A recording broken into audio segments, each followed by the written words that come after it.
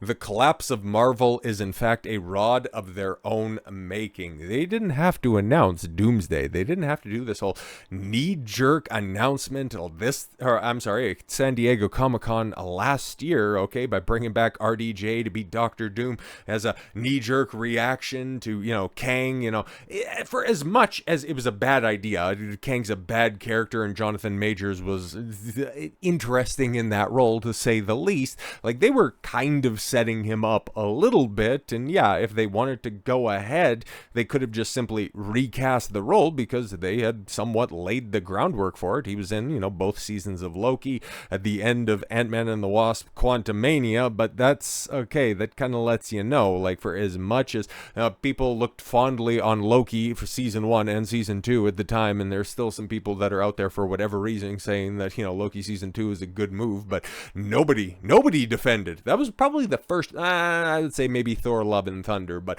definitely by the time Ant-Man and the Wasp Quantumania rolled around, nobody was defending that Marvel movie. We've had a little bit of a resurgence recently, but that was the point. That was definitely the tipping point. Phase 5 was when everybody started to realize that, holy shit, man, Marvel's in trouble.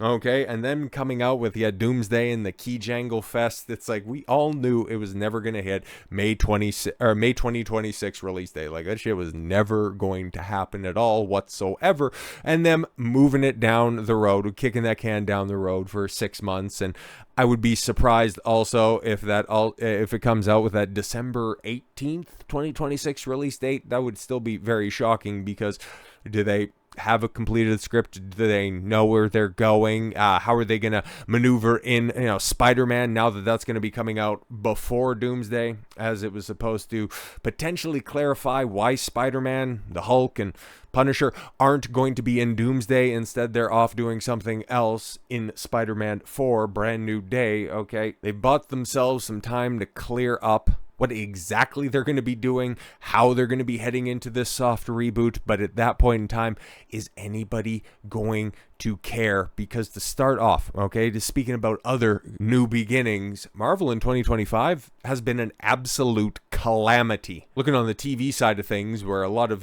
smooth brains out there go, oh, if Marvel just didn't do the streaming stuff, everything will be better. Yo, look at the writing of the movies, okay? This shit has been bad forever. Like, after Endgame, right? Like, if you wanted to have a hard stopping point, you wanted to reset the universe, even if you wanted to go cosmic, interdimensionally, if you wanted to introduce the multiverse, you wanted to do all that stuff, okay, bring in some new characters or augment some of the remaining ones that you have, Doctor Strange, Wanda, you could have done stuff with them, but instead you had some of the worst character development, the worst character introductions we have ever seen, not just in Marvel, but in entertainment, full stop. Like, honestly, of any of the characters, okay, of the dozens of characters that have been introduced in phases 4 and 5, can anybody really tell me too much about Shang-Chi? Not talking about the movie, but the character himself. Cassie Lang, and then going back to the TV stuff, what about Moon Knight? Okay, Kate Bishop. I wonder if Werewolf by Midnight is going to be coming back. Like, see, there's so much stuff that is out there, and they did not strike gold at all whatsoever. Case in point, Daredevil Born Again, ostensibly season 4 of the well-regarded Daredevil Netflix show, came and went. It didn't track on any ratings firm, and it was a total disaster. But look forward to, season 2, and that's where they're really, hey, that's when those new showrunners are coming in, and they're going to have full say on the season. Cool. They did for the final 3 episodes and the first couple of episodes of, season 1, and that was a calamity in and of itself. So yeah, really look forward to season 2 on that one. And then when it comes to the cinema,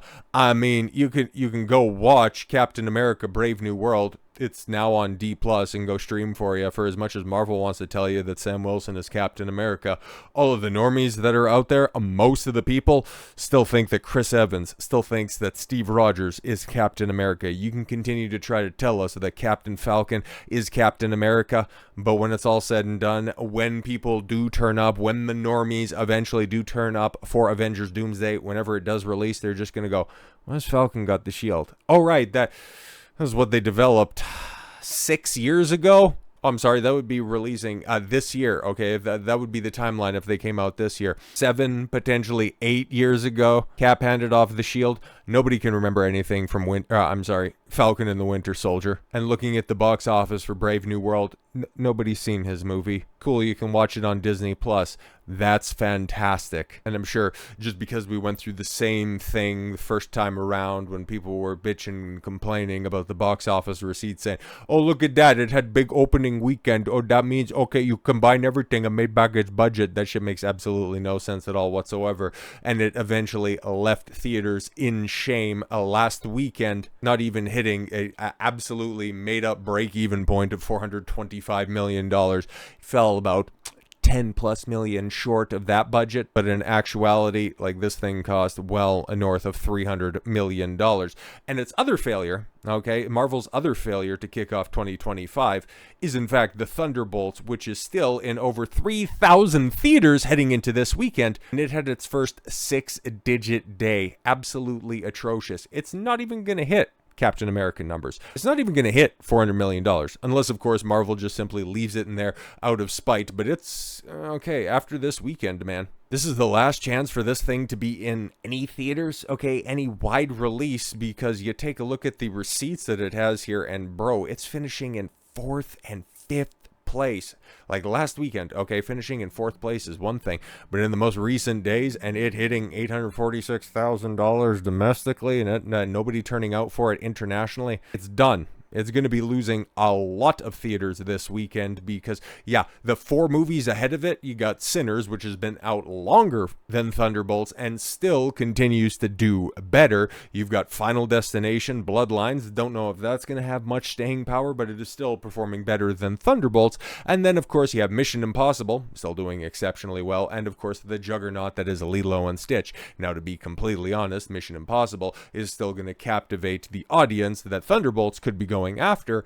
But then again, if you want to concern yourself with like a runtime argument, or there's other things that you can make out there, that yes, Mission Impossible is in fact a 3-hour-long movie. Thunderbolts, I think, is about a tight 2. Is it just a shade over 2 or something like that? Yeah, 126. So yeah, 6 minutes over 2. That's about the only thing that it has going for them. But if people are clock watching when they're going to the theaters, they're not exactly engaged in what they're watching. But hey, this was supposed to be a return to form for Marvel. Oh my god, this is the best thing since the last thing, and that's exactly the arguments that they're going to be running out, because yeah, this is a film that is going to be a gigantic flop, and it's already leading into something that the more I see about it, the more I'm convinced that the Fantastic Four, for a 4th time, a fantastically 4th time, is going to fail at the cinema. You will beg for Fox's interpretation before the end. But hey, look at this. Fantastic Four, first steps, final runtime is 2 hours, 10 minutes. Marvel Studios' longest film since Guardians of the Galaxy Volume 3. The fuck does that even mean? Cool, it's 4 minutes longer than the Thunderbolts.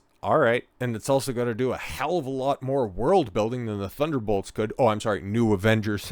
See how that's stuck? Yeah, exactly. I really think, man, like 500-600 million might be the top end of this, okay? Because the more I see from this, and the real, like, okay, there's been some releases recently, like even that Elden Ring Night Rain game, like it was, when did it get announced? It got announced, I think, at the Game Awards or something like that, but it wasn't that long ago when nobody was really talking about it online, and even the gaming sites were just not exactly that hyped about it. But now it's what, probably this weekend it's going to have like 500,000 concurrent players on Steam, and yeah, it looks like it's going to be doing numbers for sure.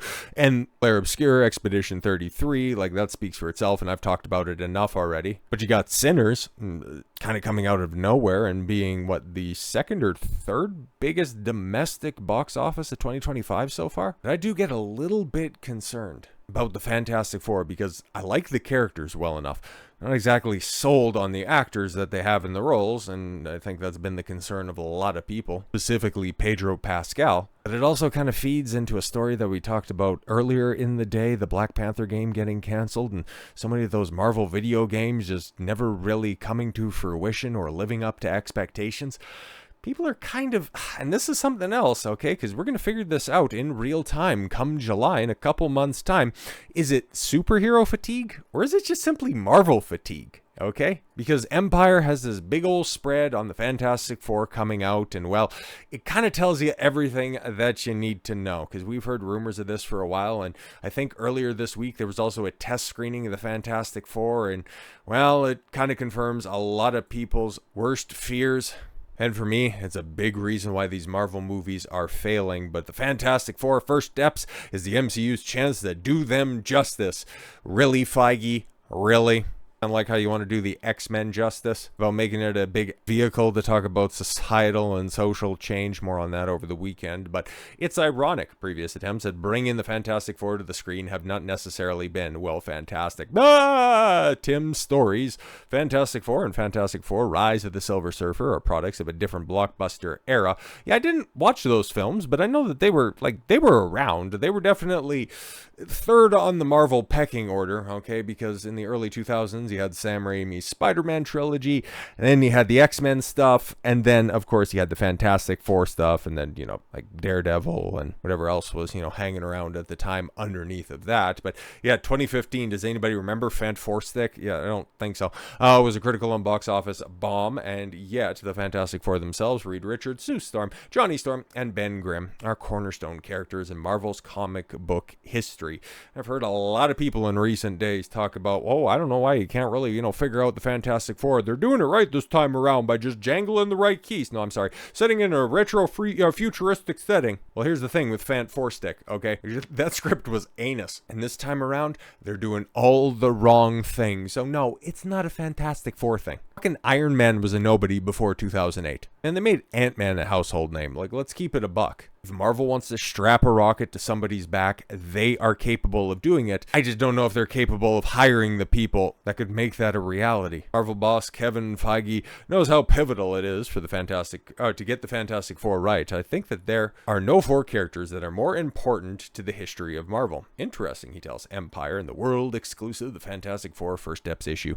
And as soon as the rights come up from Marvel Studios to tell their stories, the mantle was set. When Disney bought Fox, it was really an unexpected dream come true. It came at the perfect time to help us launch into a new era. God, they're like the fucking, fed to the WWE every single time that they think that they have something. It's a new era. Yeah, cool. Let's see Roman Reigns' uncharismatic ass and stupid fucking cuck Seth Rollins just wander out there wearing somebody's fucking dress and carpet stapled together. New era. Shut up. Same fucking hacks you've been trying to push over the past 20 years and nobody's fucking watching your shit on Netflix, bro. It's hilarious how, besides Marvel, there's no company out there that lies to their audience more than the WWE, but I digress. Another topic for another time. But yes, they are Marvel's first family, and I really wanted to do them justice. Oh, really? Because you take a look at the cover for Empire, right, for this issue, and it's interesting. I don't mind the cover from a purely visual standpoint, but it really does tell you all you need to know, okay? Because who's the only person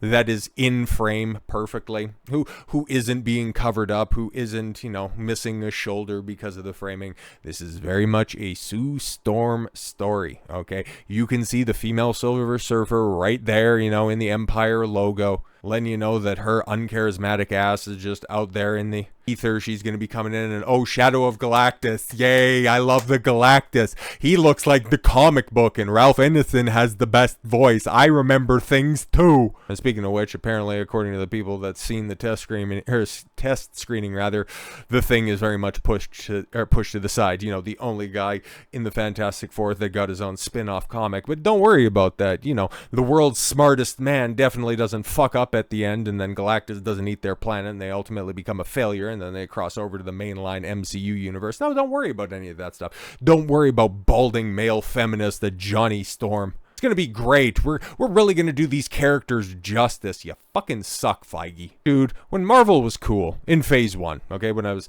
still paying attention to this stuff, when I was going to the theaters, watching these movies, when I was buying the Blu-rays, I have everything up until whatever the last one I have, okay? Actually, it kind of ties in nicely to the end of this story, but forget what came out canonically last. Winter Soldier or Thor the Dark World. Yeah, what did I go to? Oh, God, this is really going to test my memory a bit, okay? But after I got the Blu-ray of Iron Man in on and around Easter, whenever that came out, okay? I guess that would have been, Easter 2009 when the home release would have came out, something like that. Definitely seen Avengers in the theaters. Can't remember if I seen the first Captain... I think I did. I think I seen the first Captain America in theaters. I hadn't seen Iron Man 2, and then because I've never really been a big theater guy, after that, in phase 2, just bought all of the stuff, all of the Blu-rays up until I seen Iron Man 3, and then just stop with new movies full stop. God, I hate that movie so fucking much. Just that rug pull on the Mandarin. Oh my God, that still pisses me off when I think about it to this very day. But Marvel had good characters. They had good writing. Even as bad as Iron Man 3 is, Robert Downey Jr. is still perfect casting, and Tony Stark is fucking cool. Look at Reed Richards, and I know it's played by that fucking male feminist Pedro Pascal. I hear the Thing, okay? Ostensibly, Rocky Hulk gets pushed to the side. The Human Torch is just going to be simping around for female Silver Surfer, and this is going to be a Sue Storm story. The feminization of Marvel has killed the brand, and then bringing back RDJ to be a villain, to them potentially killing off Thor. Why would anybody be excited about the future of Marvel? You know that they can't write for shit, and the legacy characters that you might have cared about aren't going to exist anymore, because Chris Hemsworth has MCU fans believing his time as Thor is ending, because it's interesting. It was interesting because on Thursday, I seen it on Thursday. He posted, I first seen the statement that he posted. He would go on his own personal YouTube account, which I didn't know Chris Hemsworth had, but he would post his time as Thor. Yeah, thank you, a Thor legacy. It's funny how you want to lead off with Ragnarok and, not really mention Love and Thunder all that much, but I understand. But by the time Avengers Doomsday premieres in theaters in late 2026, citation needed, Chris Hemsworth will have played Thor for a decade and a half. And honestly, I speak fondly about RDJ and Tony Stark like a lot of people, but Thor has always been my favorite because of the standalone phase 1 movies.